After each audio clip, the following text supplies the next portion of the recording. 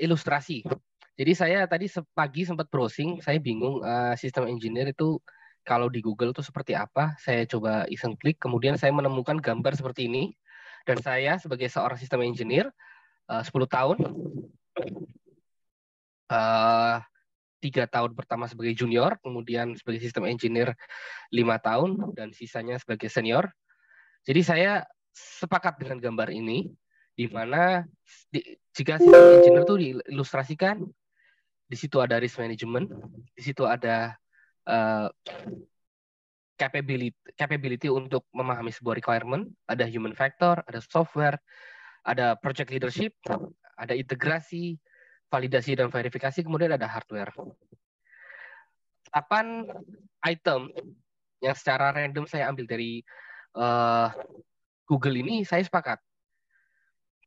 Teman-teman ingat-ingat aja dulu, kan saya nggak akan bahas detail di gambar ini, tapi semoga saja pemaparan saya nanti bisa mengerucut ke sini, karena feel saya sistem engineer itu yang mencakup 8 item ini. Ilustrasi pertama, tolong open mic, 2 atau 3 orang. Apa yang kalian lihat dari gambar ini? Ini brainstorming. Apa yang kalian lihat? Ada yang open mic? Ini gampang sekali nih. Asal aja. Kafe, Pak. Kafe. Kafe, Pak. Kafe, oke. Kafe apa tuh? Starbucks, Pak. Starbucks. Kopi. Mahal ya. Starbucks kopi aja 2.000. Ya, kalau regular people tuh saya sendiri pun melihatnya kafe.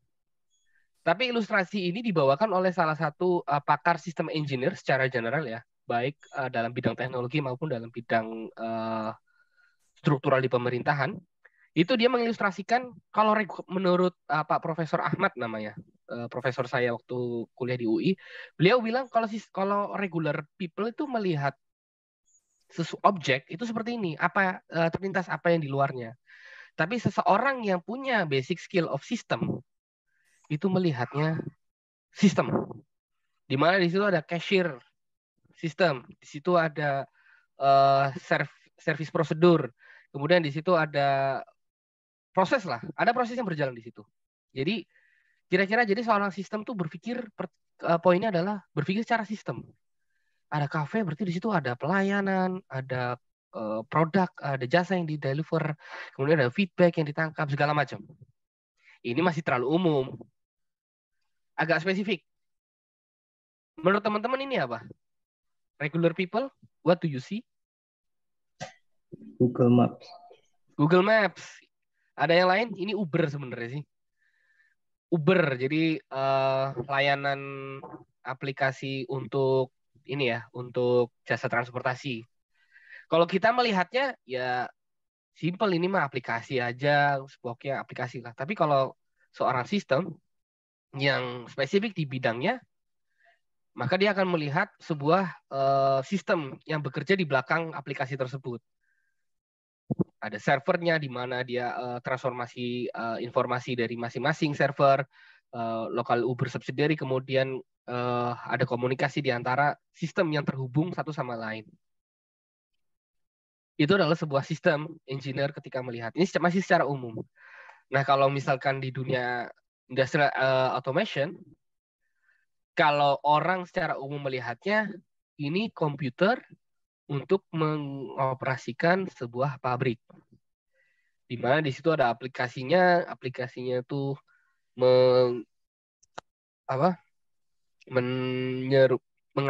menyampaikan informasi dari pabrik yang dikendalikan dengan komputer ini. Tapi seorang sistem engineer di industrial automation itu melihatnya adalah sebuah infrastruktur di belakangnya. Ada kontrol sistemnya, kemudian ada komputernya. Jadi sistem engineer itu seperti itu, menyeluruh dia. Maka secara definisi, sistem engineer adalah sebuah pendekatan interdisiplin yang ditujukan untuk merealisasikan suksesnya sebuah sistem. Kalau misalkan kita pendekatannya seperti tadi ya, Starbucks, berarti sistem engineer-nya adalah seseorang engineer yang merekayasa sebuah tempat di kafe. Dia rekayasa tempat si customer-nya datang, kemudian servicesnya itu seperti apa, coffee-nya seperti apa, penempatannya seperti apa, bagaimana si customer memesan. Itu adalah seorang sistem engineer yang memikirkan sistem yang berjalan. Dan juga aplikasi uh, Uber. Dan di industrial automation, sebagai sistem engineer itu melihatnya adalah bukan create grafik, kemudian software, bukan. Tapi ada pabrik, ini mau diotomasikan dengan operatornya jumlahnya sekian. Prosesnya kayak apa sih? Operatornya seperti apa? Behaviornya. Maka pendekatannya tuh interdisiplin. Kalau misalkan di industrial automation, itu seorang system engineer, atau kalau bahasa lainnya tuh biasanya disebutnya proses automation engineer. Tapi kalau sekarang kesini lebih banyak disebut system engineer. Jadi mereka, si system engineer itu berdiskusi dengan orang proses, berdiskusi dengan orang electrical, berdiskusi dengan orang instrumen. Banyak proses dan operator tuh beda ya.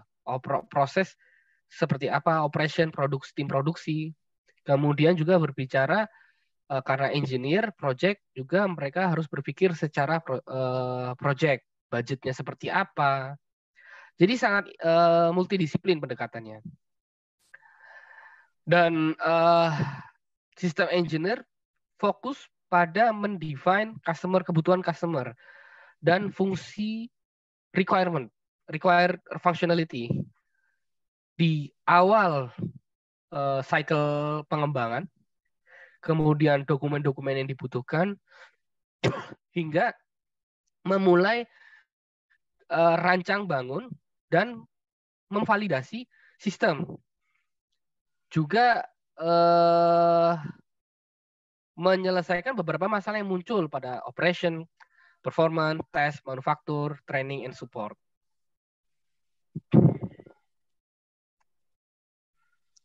Jadi dari 8 item ini, requirement, risk management, seorang sistem engineer tuh harus tahu resiko-resiko ketika akan membuat sistem. Apakah safe sistem yang dibangun. Kalau misalkan dibuat otomasi sedemikian, misalkan teman-teman mau bikin pintu otomasi, bukannya ke depan atau ke belakang, ke dalam atau keluar, itu kan bukan cuma asal bikin saja, tapi ada aspek-aspek keselamatan di situ. Jadi resikonya, juga resiko dalam hal budget. Apakah sistem yang akan dibangun ini beresiko akan over budget? Apakah dalam kita mendefinisikan customer, ini ya requirement ya, dalam kita mendefinisikan customer, itu ada risiko mispersepsi. Ya itu bisa terjadi. Itu kenapa requirement dan human factor. Pendekatan interdisiplin tadi itu adalah pendekatan di mana kita berdiskusi dengan beberapa orang. Sistem engineer tuh kayak mencoba merangkum kebutuhan customer dari ini, terus kapabilitas dari prosesnya seperti ini, elektrikal seperti ini, itu kita berdiskusi dengan human. Apalagi kalau udah bicara operator. Aplikasi seorang sistem engineer itu kan, aplikasi seorang sistem engineer itu ini namanya operator ini. Jadi operator adalah orang yang akan mengoperasikan aplikasi yang dibangun oleh seorang sistem engineer. Dan dalam mendefinisikan requirement juga harus diperhatikan human factor-nya. Ini operator, apakah operator yang sudah tua, apakah operator yang muda, apakah operatornya ini operator baru atau operator lama. Jadi seorang sistem engineer, saya dalam bekerja pun memperhatikan itu. Kemudian software sudah jelas ya, karena seorang di industrial automation itu kita bermain banyak di software. Jadi di sini juga perlu memahami software apa yang digunakan. Ini in term of dalam hal kompatibel atau tidaknya software tersebut sesuai atau tidak dengan hardware. Ini hardware-nya seperti apa. Kemudian setelah mencoba mendefine software-nya kira-kira sesuai requirement dan human factor dan melalui resiko yang kira-kira diterima, hardware akan seperti apa, seorang sistem engineer juga harus dapat bisa mendefinisikan bagaimana cara memvalidasi. Bagaimana cara memvalidasi apa yang akan di-create, apa yang akan dibangun dalam software-nya, dalam hardware-nya yang dibangun itu sesuai dengan apa yang di request. Itu harus, jadi bukan hanya sekedar membuat ya, tapi harus tahu cara bagaimana memvalidasi, testing internal, testing kita sendiri, debugging istilahnya, dan juga testing dengan si user atau si customer. Kemudian juga seorang sistem engineer juga harus mencakup aspek integrasi. Jadi seorang sistem engineer itu harus bisa berpikir yang lebih holistik dalam bidangnya. Kalau dalam bidang industrial automation, artinya integrasi sistem biasanya. Integrasi sistem, integrasi data, maka di situ nanti akan dipikirkan apakah integrasi data ini sesuai dengan hardware-nya, kembali ke aspek hardware. Apakah integrasi data ini sesuai dengan aspek software-nya. Kemudian dari semua itu dalam eksekusi kita bekerja dalam tim, maka di situ dibutuhkan project leadership. Ini biasanya yang untuk sistem engineer yang sudah senior, project leadership dibutuhkan. Bagaimana kepiawaian kita dalam leadership, komunikasi, bekerja sama dengan tim.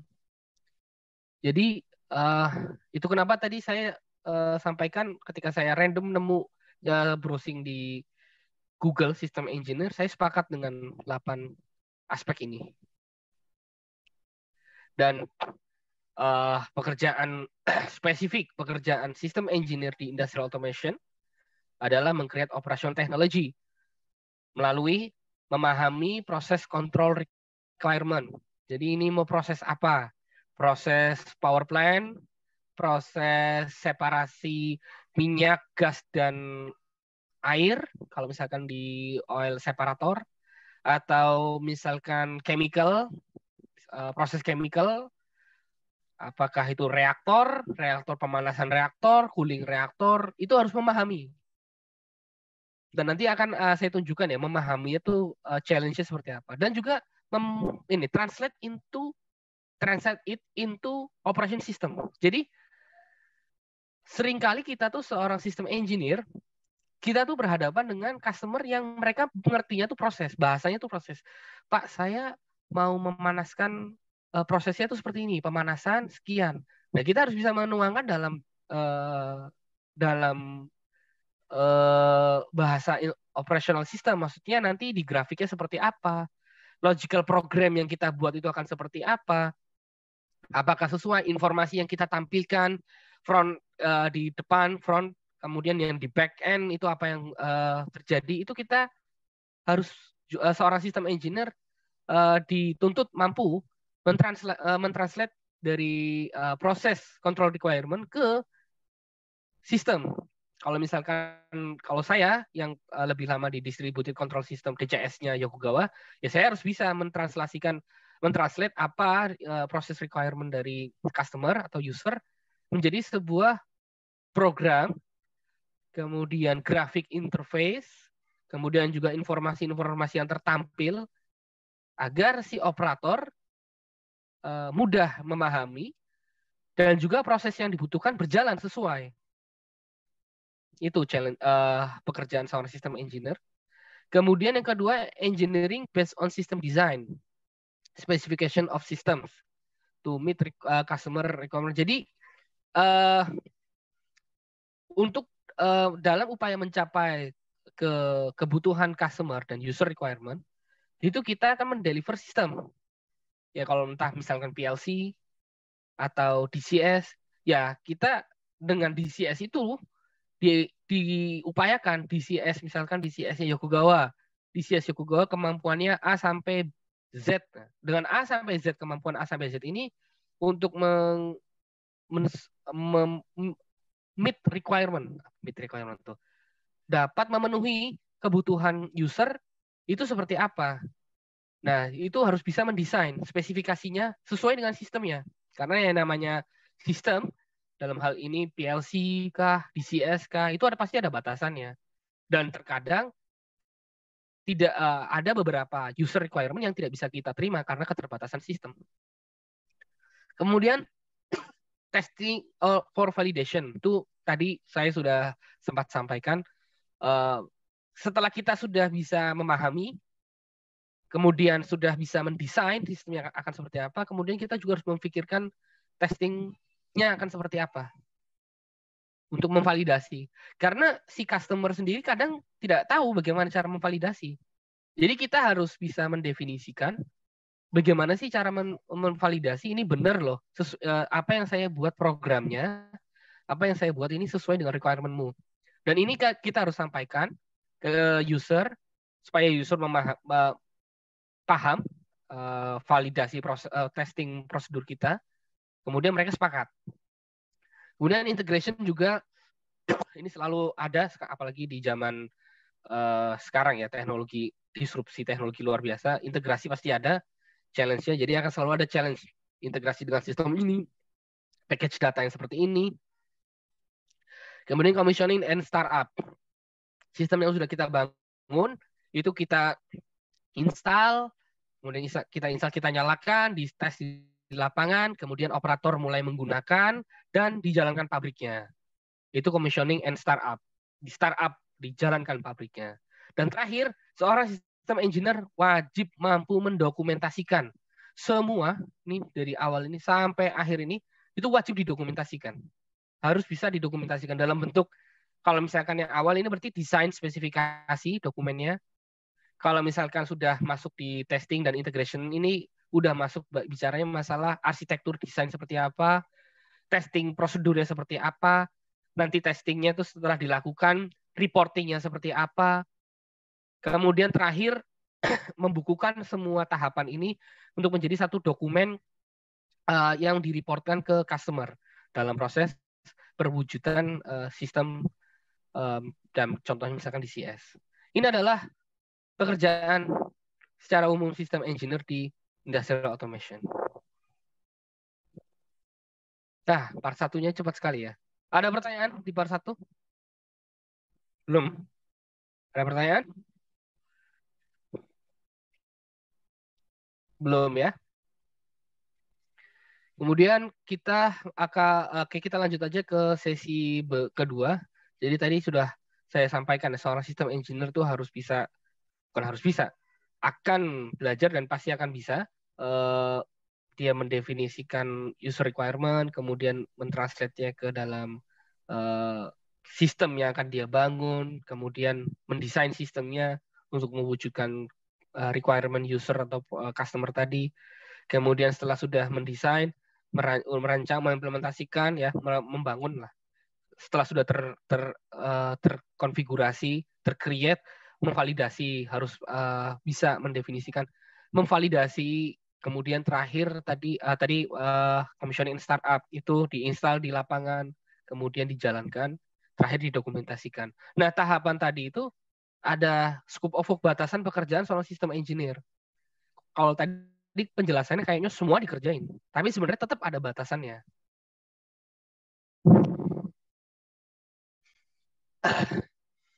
Lebih spesifik, lingkup pekerjaan seorang sistem engineer itu adalah dokumentasi. Dokumentasi itu termasuk tadi ya, mendokumentasikan desain kita, kemudian mendokumentasikan